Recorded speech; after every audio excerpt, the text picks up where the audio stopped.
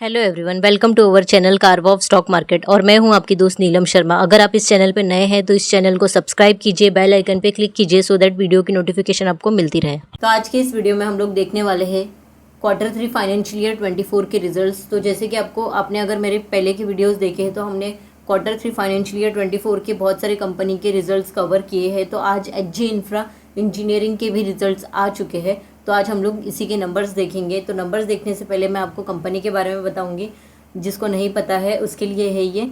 तो कंपनी क्या करती है, इंडियन रोड इंफ्रास्ट्रक्चर कंपनी है, एंगेज्ड है in the business of engineering, procurement and construction services provide करती है।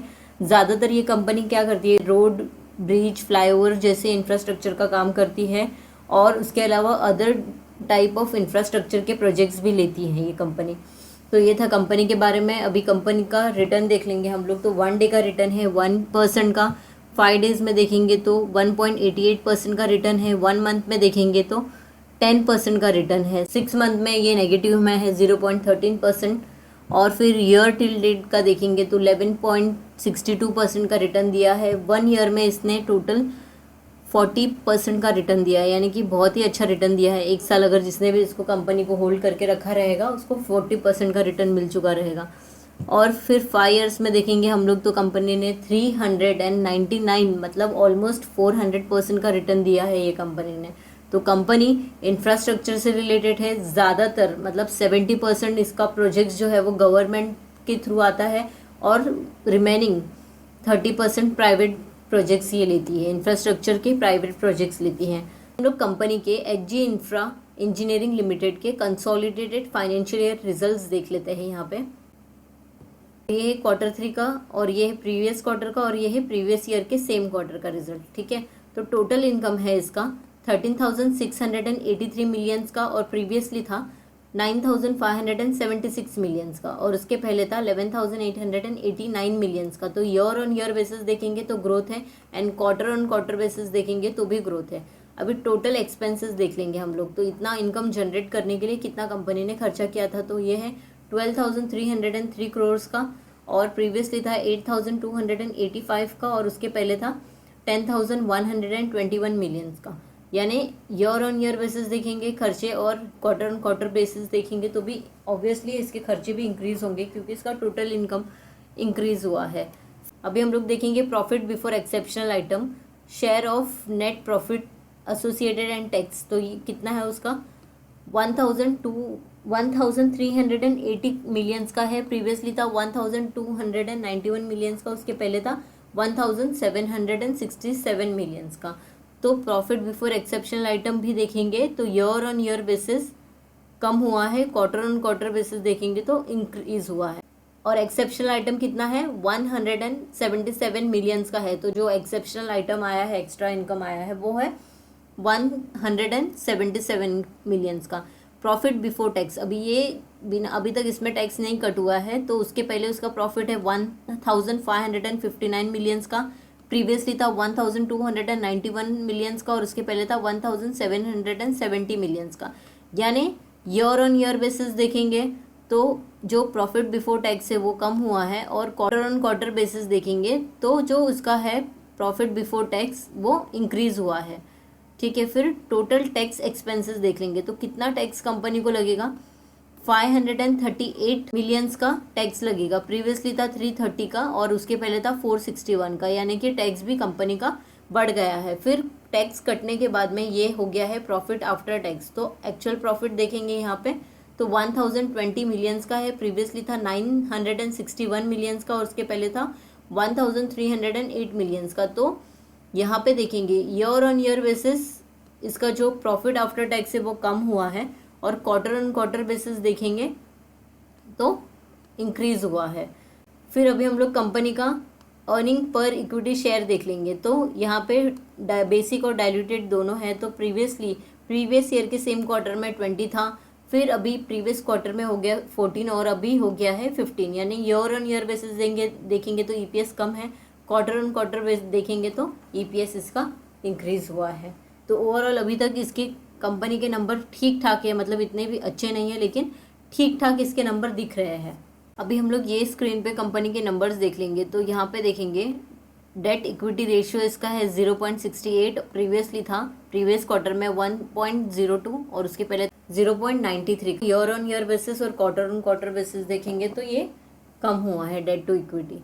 और फिर यहाँ पे डेट सर्विस कवरेज रेशियो भी देखेंगे तो 1.69 है, प्रीवियसली था 1.71 और उसके पहले था 2.88, यानी ईयर ऑन ईयर बेसिस देखेंगे तो भी कम हुआ है एंड क्वार्टर ऑन क्वार्टर देखेंगे तो भी कम हुआ है इसका।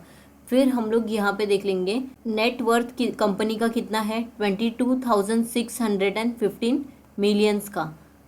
प्रीवियस क्वार्टर में 21,597 का था और उसके पहले प्रीवियस ईयर के सेम क्वार्टर में देखेंगे तो 17,505 मिलियन का हो गया। तो ईयर ऑन ईयर बेसिस देखेंगे तो कंपनी का नेटवर्थ इंक्रीज हो गया है बहुत ज़्यादा, और क्वार्टर ऑन क्वार्टर देखेंगे तो भी नेटवर्थ इसका इंक्रीज हुआ है। फिर हम लोग ने अभी कंपनी का करंट रेशियो देखेंगे तो है 1.79, प्रीवियसली था 1.63 और उसके पहले था 1.99। तो ईयर ऑन ईयर बेसिस इसका जो करंट रेशियो है वो कम हुआ है इन टाइम का, और क्वार्टर ऑन क्वार्टर बेसिस देखेंगे तो इंक्रीज हुआ है इसका करंट रेशियो। फिर करंट लायबिलिटी रेशियो देखेंगे इसका तो यहाँ पे देखो 0.48 का था, बाद में 0.67 का हुआ और अभी हो गया 0.61 का, यानी कि इसकी लायबिलिटीज़ प्रीवियस क्वार्टर से कम हो गई है और प्रीवियस ईयर के सेम क्वार्टर से देखेंगे तो इंक्रीज़ हो गई है। फिर total debt to total asset का देखेंगे तो कितना है टोटल 0.32, और यहाँ पे देखेंगे कंपनी का ऑपरेटिंग मार्जिन परसेंटेज देखेंगे तो 16.73% का है, प्रीवियसली 23% का था। तो यानी कि ऑपरेटिंग प्रॉफिट मार्जिन जो परसेंटेज वाइज है वो कम हो गया है इसका। और नेट प्रॉफिट मार्जिन देखेंगे कंपनी का तो भी 7.48 है यहाँ पे, और पहले था 10.07, उसके पहले था 11। तो ईयर ऑन ईयर बेसिस भी देखेंगे तो कम है, और क्वार्टर ऑन क्वार्टर बेसिस देखेंगे तो नेट प्रॉफिट मार्जिन इसका कम है। जल्दी से हम लोग कंपनी का फाइनेंशियल रेशियोज देख लेते हैं तो मार्केट कैपिटलाइजेशन है 6,203 करोड़ का, यानी कि बहुत ही छोटी कंपनी है ये और बहुत ही रिस्की कंपनी है।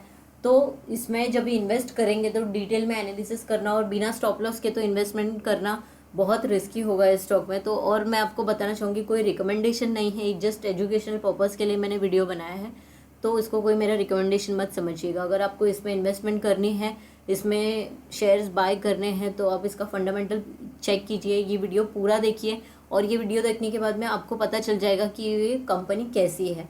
फिर डिसाइड करना, उसके पहले आप एक बार टेक्निकल चार्ट देख लेना बाय करने के पहले, ठीक है।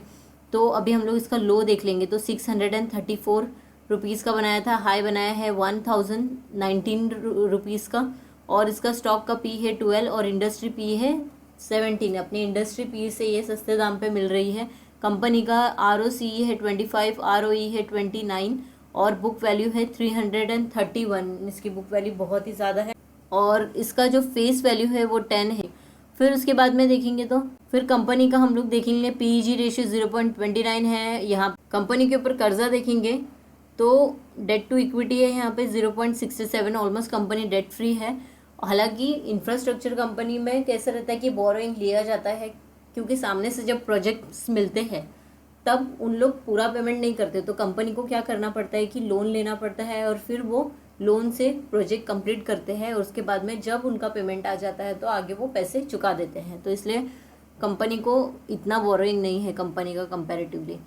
क्वार्टर ऑन क्वार्टर सेल्स देख लेंगे तो 15.2% का है, और यहाँ पे इसका क्वार्टर ऑन क्वार्टर प्रॉफिट है -30 का, यानी कि माइनस में है ये। और इसका जब हम लोग देखेंगे डिविडेंड पे आउट तो 1.65% का डिविडेंड पे आउट कंपनी देती है, यानी कि अच्छी बात है ये।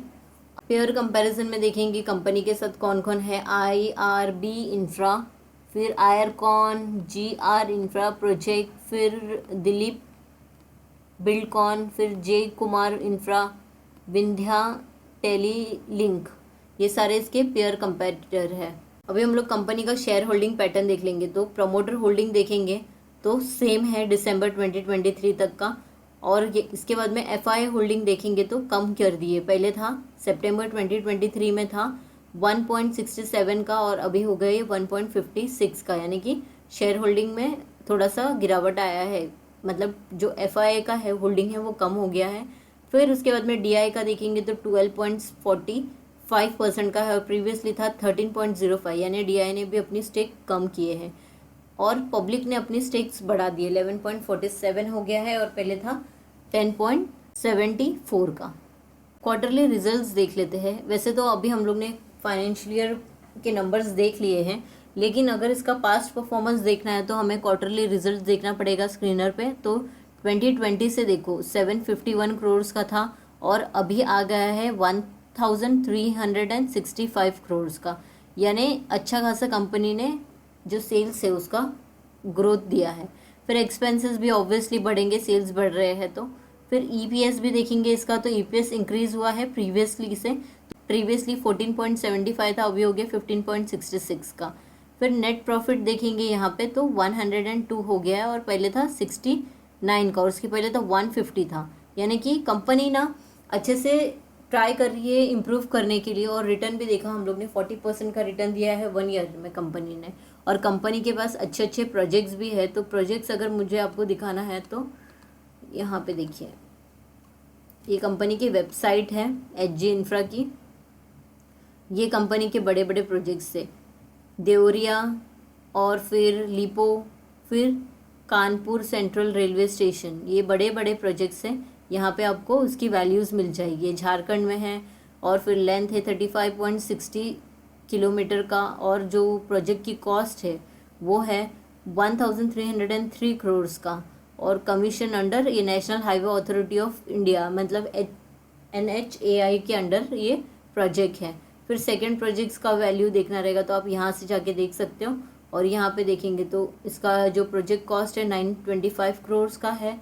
झारखंड में ये प्रोजेक्ट है और 28.70 किलोमीटर का ये हाईवे बनने वाला है। ये भी NHAI के अंडर आता है। थर्ड प्रोजेक्ट इसका, ये सब ये तीनों न्यू प्रोजेक्ट है, ऑनगोइंग या फिर एग्जीक्यूटेड प्रोजेक्ट नहीं है। तो ये वैसे ही यहाँ पे भी देखेंगे तो Kanpur central railway station UP में बन रहा है और इसका भी कॉस्ट देखेंगे तो 655 करोड़ का है और ये मिनिस्ट्री ऑफ रेलवे के अंडर आता है। कंपनी के फाइनेंशियल नंबर्स देख लिए। इस वीडियो में मैंने सिर्फ फाइनेंशियल नंबर्स और जो इम्पोर्टेंट पैरामीटर्स है वही कवर किए हैं जो चेंज हुआ है। वो क्योंकि मैंने इसके ऊपर फंडामेंटली डिटेल एनालिसिस का वीडियो बनाया है। मैं आपको वो वीडियो का लिंक डिस्क्रिप्शन बॉक्स में दे दूंगी। आप ये वीडियो देखने के बाद में वो वीडियो ज़रूर देखिएगा और डिसाइड कीजिएगा कि आपको इसमें इन्वेस्ट करना है या नहीं करना चाहिए। और दोनों वीडियो देखने के बाद में मुझे कमेंट बॉक्स पे कमेंट करके बताइए कि आपको ये कंपनी कैसी लगती है।